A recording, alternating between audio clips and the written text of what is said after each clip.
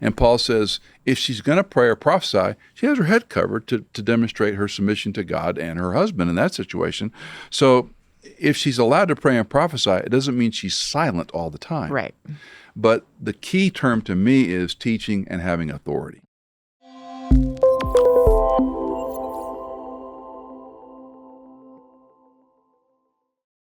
This is Ask Dr. E, where Dr. Michael Easley answers your biblical or theological questions in 10 minutes less, but sometimes you guys write questions that are 5 minutes or more. So this one, I'm just kidding.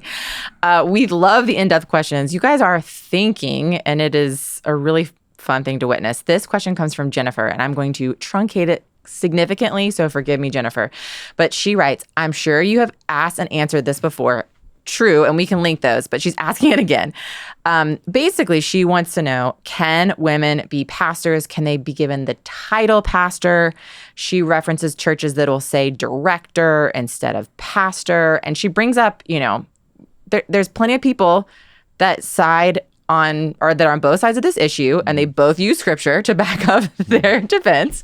But, let's look at Pricilla, let's look at Phoebe, 1 Timothy, of course. And then, a bigger question. Well, I'll let you start there, and then I'll maybe bring up some of her other questions. But so in the big picture, it's egalitarian versus complementarian. Yes.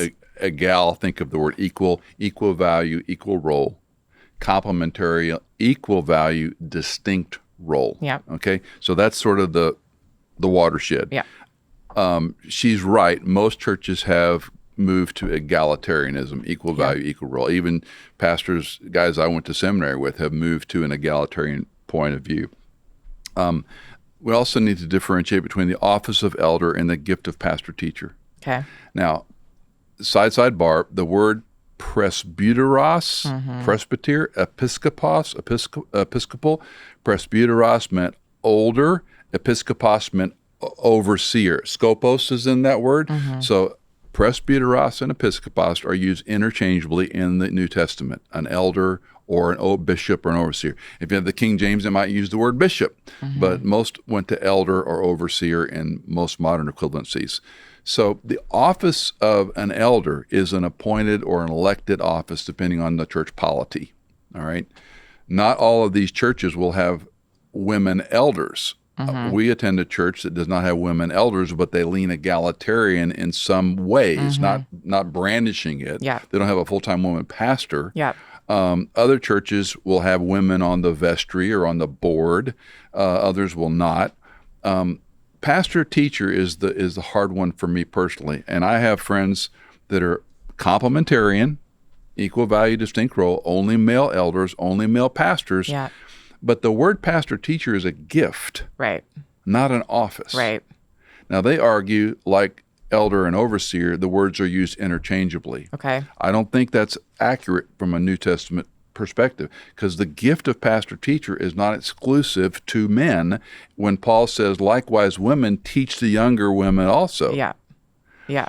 Now, in our Western economy, the term pastor typically has this idea of leadership, Leader, elder. or an elder or someone as part of the leadership structure. In Baptist churches, they're the CEO. So the way the words are used in a church mean a lot of things, okay? So when you call a woman pastor of student ministries or whatever, you have to really find out what your church means by that as opposed to minister or director. To me, because there is heartburn, I would be clear, not foggy. And I say if pastor miscommunicates, then let's keep, if we hold to a complementarian view, let's keep only male leaders, elders as the word pastor. The other part is the elder is apt to teach. Able to didaskalein. It doesn't mean he's a pastor teacher in the same way a gifted. He gave some as pastor teachers, some as evangelists. Now, I fall hard on the fact that there are no women elders in the New Testament. Number one, the terminology presbyteros and episkopos are never used women. Overseers not used. 1 Timothy chapter 2, likewise, I want women to adorn themselves proper clothing, modestly, discreetly, so forth and so on. I do not allow a woman to teach or exercise authority over a man, but to remain quiet. Now, we also have to keep in tension that in 1 Corinthians 14, he says she's to have her hair covered when prophesying or praying. Yeah. So clearly she can speak out loud.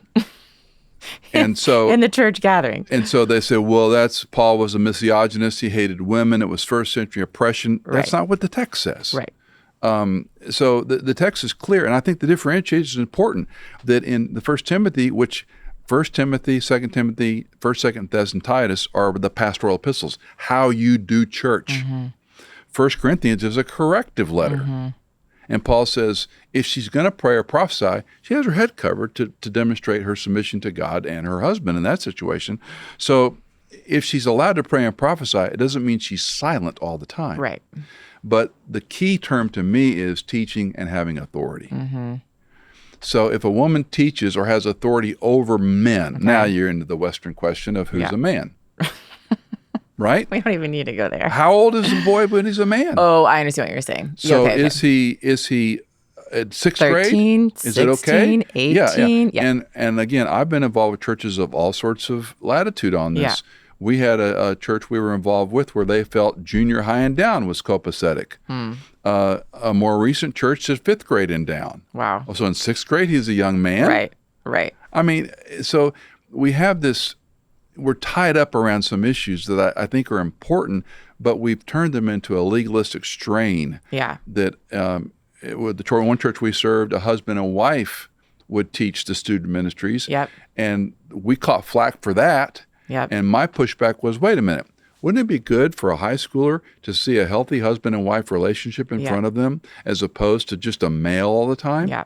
I mean, these guys are starting to date. And Jennifer nods to this. Like, if we're going to say women cannot teach men, then how does that impact the home? And so to your point, it's like, well, can a mom not teach her 16-year-old son? Timothy, and then then what's the difference of her being at a church youth group gathering where she's Well, two things. I mean, Timothy's taught by his mother and grandmother. Yeah. His dad was a Gentile, apparently.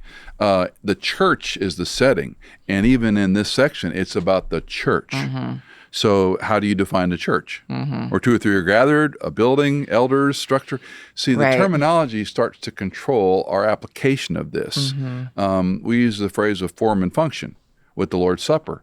Does it have to be unleavened bread and real wine? I'm always intrigued by churches that will use grape juice and leavened bread. Right. Wait a minute, because they don't want to use real wine. Yeah. I mean, it's silly how we strain the gnat.